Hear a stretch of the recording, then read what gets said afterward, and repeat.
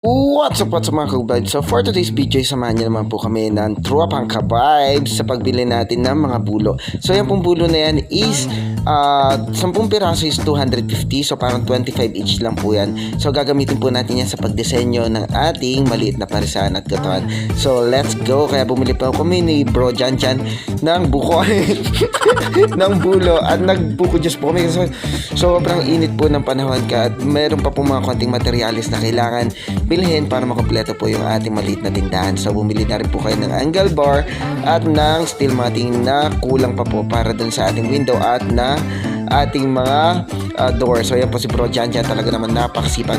At pagkatapos nga po sa sobrang inat ay nag-decide po kami ulit na magligo sa ilog. Excuse me po. At si Bro Chino naman po finally ay makakasama na rin po namin maligo. Ayan, at pumupugus pa po yung Kuya Chino. So ayan, si Kuya Mark naman, let's go!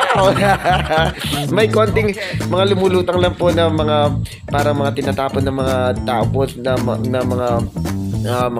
mga plastic, mga basura, pero malinis pa rin po naman yung tubig. Kaya po pakiusap po natin sa ating mga kababayan lalo na sa Pampanga na wag po tayo magtapon ng basura sa ating ilog para may maliguan po tayo na libre, para po tayo merong malaking swimming pool sa ating likod sa likod ng ating mga bahay, para na rin po sa mga susunod na generasyon. Tingnan nyo naman po, napakalinaw ng tubig. Alagaan po natin ang ating kalikasan para po meron pa po tayong meron pong madatna ng ating mga susunod na henerasyon na magagandang tanawin at magagandang bagay na may tuturing po natin kalikasan. Maraming salamat po sa panonood. Ito po ulit ang inyong Kuya Mark. Medyo short na po yung video natin ngayon at bukas po magbablog po tayo ulit at i-finish na po natin yung ating maliit na gotohan at parisan, yung pong kusinang part po. So maraming salamat po sa walang sawang panonood ng ating mga vlog.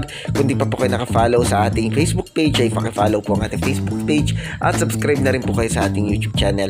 Kami po lagi nagpapaalala na laging gawin po natin masaya ang ating buhay sapagkat yan ay regalong galing sa ating Panginoon at hindi na po natin maibabalik ang panahon. Maraming salamat po at gawin po nating satisfy po natin ang ating mga sarili sa mga mabubuting bagay, lalo na po kung wala naman po tayong tinatapakang ibang tao o naagrabyado. Maraming salamat po ulit at eto po ulit ang inyong Kuya Mark nagsasabing Sharap! maraming salamat po at thank you very much po sa inyong pagsuporta.